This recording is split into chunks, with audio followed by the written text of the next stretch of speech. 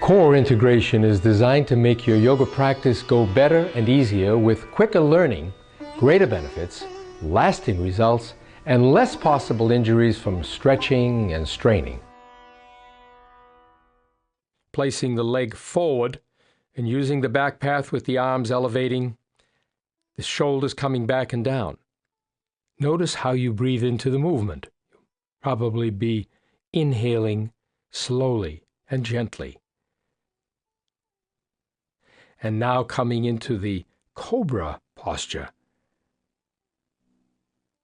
Again, without force, allowing the body to lengthen in the front, coming back, allowing the back to lengthen, and now lifting the legs, again increasing the extension without losing the flow by tense holding.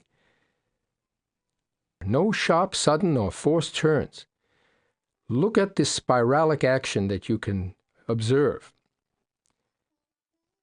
Advance the posture by crossing over the leg, increasing not the stretch but the lengthening.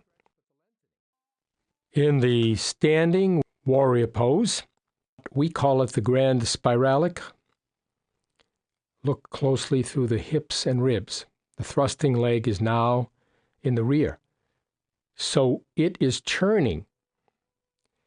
The right hip is going back.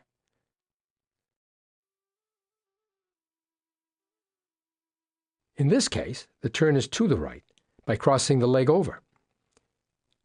This is another asana variation. The right hand is back, so it will turn the spine because the right leg is turning back, using the core turning path feature.